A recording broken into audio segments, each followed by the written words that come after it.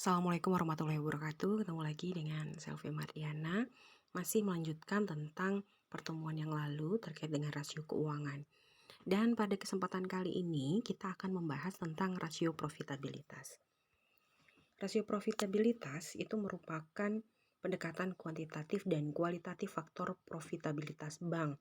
Antara lain dilakukan melalui penilaian terhadap komponen-komponen seperti return on asset, return on equity, kemudian net interest margin atau net operating margin, juga perbandingan antara biaya operasional dibandingkan dengan pendapatan operasional atau yang biasanya kita singkat dengan BOPO gitu ya. Rasio profitabilitas ini sebetulnya adalah rasio yang digunakan untuk menilai kesanggupan perusahaan dalam mendapatkan profit atau laba. Nah, profitabilitas memiliki arti yang lebih berharga daripada laba, karena profitabilitas ini menunjukkan ukuran efisiensi dari kinerja perusahaan, yaitu membandingkan laba yang didapat dengan kekayaan atau modal yang dihasilkan laba tersebut. Kemudian ini juga menunjukkan kalau semakin tinggi rasio profitabilitas bank itu, maka bank itu dapat dikatakan memiliki kinerja yang baik dan sebaliknya. Kalau dia semakin turun nilainya, maka kinerjanya juga diartikan semakin menurun gitu ya. Kemudian untuk menganalisa profitabilitas bank, kita dapat mengukur dengan berbagai rasio yang tadi sudah kita sebutkan. Ada ROA, kemudian ada ROE ya kan, atau return on equity. Nah, ROA itu dengan ROE mirip ya. Ada beberapa hal yang harus diingat gitu. Apa bedanya? Yang ROA itu alat untuk mengetahui besarnya tingkat efektivitas bank di dalam mendatangkan laba atau profit dengan memanfaatkan semua aset yang dimiliki. Nah, kalau ROE itu tingkat pemulangan modal bank yang digunakan untuk mengukur kemampuan bank dengan mengendalikan modal yang dimiliki untuk menghasilkan keuntungannya. Jadi kalau yang E itu dia pakai modal dibandingkannya, kalau yang A itu aset gitu ya. Kemudian kita juga ada istilah BOPO ya. BOPO ini perbandingan antara biaya operasional dan pendapatan operasional. Nah, BOPO ini manfaatnya adalah untuk mengetahui tingkat efisiensi dan kesanggupan bank dalam mendatangkan keuntungan dengan memanfaatkan biaya operasional. Nah, untuk mengukur ROA secara umum rumusnya adalah seperti ini. Jadi manajemen bank itu dalam memperoleh laba yang secara keseluruhan dari total aktiva yang dimiliki itu kita lakukan perbandingan. Laba bersihnya berapa, kemudian total asetnya berapa. Kemudian kita bandingkan dikali 100%. Ya, ini rumus untuk ROA. Kemudian untuk kesehatannya dari segi ROA itu kita ada tabel yang kurang lebih seperti ini. Kalau ROA itu nilainya di atas 1,5%, berarti dia ada di peringkat 1. Nilainya kalau 1,25 ROA-nya itu lebih besar dari 1,25, tapi lebih kecil dari 1,5% ya, atau di antara 1,25 sampai 1,5% itu masuk ke peringkat 2. Kemudian kalau dia berada di antara 0,5% sampai dengan 1,25% itu masuk ke peringkat 3. Kemudian kalau dia dari 0 sampai 0,5% itu masuk ke peringkat 4. Kemudian kalau dia ada di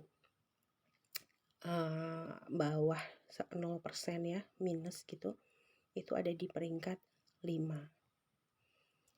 Nah, ROE ini kan tadi sudah dijelaskan bahwa dia mengindikasikan kemampuan bank dalam menghasilkan laba dengan menggunakan ekuitas atau modal yang dimiliki. Nah, kenaikan dalam rasio ini berarti terjadi kenaikan laba bersih dari bank yang bersangkutan dan selanjutnya kenaikan tersebut akan menyebabkan kenaikan harga saham bank. Untuk ROE sendiri rumusnya adalah laba bersih dibagi dengan total modal dikali 100%. Sehingga hasilnya apabila ROE itu nilainya lebih besar dari 15% atau di atas 15% itu dia termasuk dalam peringkat 1. 12,5 sampai dengan 15% itu dia ada di peringkat 2. Kemudian 5% sampai 12,5% itu peringkat 3. Kemudian 0 sampai 5% itu ada di peringkat 4. Kemudian yang di bawah 0% itu dia ada di peringkat 5. Perlu diperhatikan tanda-tanda ini ya. Jadi kalau dia ada garis sama dengan di bawahnya, itu berarti yang angka di depannya atau yang mengikutinya itu ikut gitu ya. Contohnya yang kita lihat ini nih, 12,5%, ROE itu nilainya lebih besar dari 12,5%, artinya 12,6% gitu ya, 12,6% ke atas gitu. Kalau 12,5% aja berarti dia masuknya ke peringkat 3 dan seterusnya. Ini kadang suka terselip melihat datanya. Kemudian kalau rasionim ini mengindikasikan kemampuan bank menghasilkan pendapatan bunga bersih dengan menempatkan aktiva produktifnya. Kemudian bank syariah dalam menjalankan kegiatan operasional bank tidak dengan sistem bunga yang harus diingat. Beda dengan bank umum. Maka dalam penilaian rasionim pada bank syariah menggunakan rasio net operating margin atau yang disingkat dengan NOM, yang merupakan pendapatan operasi bersih terhadap rata-rata aktiva produktif. Nah, rumusnya seperti ini. Pendapatan operasi bersih dibagi rata-rata aktiva produktif dikali dengan 100%. Kalau nilainya lebih besar dari 3%, maka dia masuk ke peringkat 1. Di atas 2% sampai dengan 3% itu peringkat 2, di atas 1,5% sampai dengan 2% itu peringkat 3, kemudian 1%, di atas 1% sampai dengan 1,5% itu ada di peringkat 4, kemudian kalau dia di bawah 1% maka dia peringkat 5. Selanjutnya BUPO. BUPO ini adalah perbandingan antara biaya operasional dan pendapatan operasional. BUPO ini digunakan untuk mengukur tingkat efisiensi kemampuan bank dalam melakukan kegiatan operasi. Kalau nilainya semakin tinggi, maka semakin tidak efisien biaya operasional bank.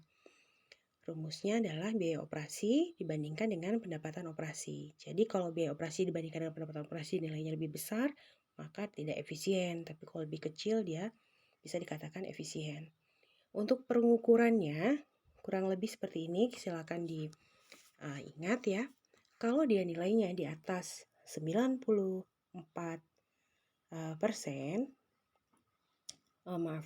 di bawah ya, di bawah 94% berarti ya masuk ke peringkat 1. Kalau dia nilainya 94, di atas 94 sampai dengan 95% itu nilainya 2. Kemudian kalau dia di antara 95 sampai 96% itu nilainya 3. Di antara 96 sampai dengan 97% dia peringkat 4. Kalau dia nilainya lebih besar dari 97%, nilainya 5. Nah, kemudian penilaian BI bagaimana terhadap earning atau profitabilitas dari bank umum itu. Ini secara umum ya, banknya. Kalau dia masuk dalam peringkat 1, hal ini mengindikasikan bahwa kinerja bank dalam menghasilkan laba itu sangat memadai. Sumber utama rentabilitas yang berasal dari core earning sangat dominan. Kemudian kemampuan laba dalam meningkatkan permodalan dan prospek laba yang akan datang itu sangat tinggi. Kalau dia di peringkat 2, ini menggambarkan bahwa kinerja bank dalam menghasilkan laba itu memadai. Sumber utama rentabilitas yang berasal dari core earning itu dominan, kemudian kemampuan laba dalam meningkatkan permodalan dan prospek laba di masa datang itu akan tinggi. Yang kalau peringkat 3, nah peringkat 3 ini menunjukkan bahwa kinerja bank dalam menghasilkan laba itu cukup memadai. Sumber utama rentabilitas yang berasal dari core earning cukup dominan, namun terdapat pengaruh yang cukup besar dari non-core earning. Kemudian menunjukkan juga kemampuan laba dalam meningkatkan permodalan dan prospek laba di masa datang itu cukup tinggi. Kalau termasuk dalam peringkat 4, hal ini menunjukkan bahwa kinerja bank dalam menghasilkan laba tidak memadai atau bank mengalami kerugian. Sumber utama rentabilitas berasal dari non-core earning, kemudian kemampuan laba dalam meningkatkan permodalan dan prospek laba di masa datang kurang baik, bahkan dapat berpengaruh negatif terhadap permodalan bank. Peringkat 5 atau peringkat terakhir, hal ini menunjukkan bahwa bank mengalami kerugian yang signifikan. Sumber utama rentabilitas dari core earning, kemudian kerugian bank mempengaruhi permodalan secara signifikan. Nah, ini adalah bagaimana kita mengukur dan melihat patokannya. Apakah bank tersebut yang akan kita teliti nantinya, dia termasuk dalam peringkat yang baik atau kurang baik sesuai dengan penilaian Bank Indonesia. Nah, yang perlu kita ingat tadi bahwa untuk penilaian NIM, oke, ini ya. NIM ini dia tadi kan mendesain kemampuan bank menghasilkan pendapat bunga bersih dengan pendapatan aktiva yang produktif. Tapi perlu yang diingat adalah karena kita bank syariah itu yang kita pelajari tidak dengan sistem bunga, maka penilaian rasio NIM pada bank syariah menggunakan rasio net operating margin atau NOM, merupakan pendapatan bersih terhadap rata-rata aktiva produktif. Mungkin nanti di laporan keuangannya akan berbeda namanya gitu. Oke, demikian untuk penjelasan dari rumus dan bagaimana penilaian BI terhadap earning di bank umum. Nanti akan ada tambahan bacaannya ini bersumber dari jurnal-jurnal yang terkait dengan profitabilitas. Oke, demikian. Terima kasih. Wassalamualaikum warahmatullahi wabarakatuh.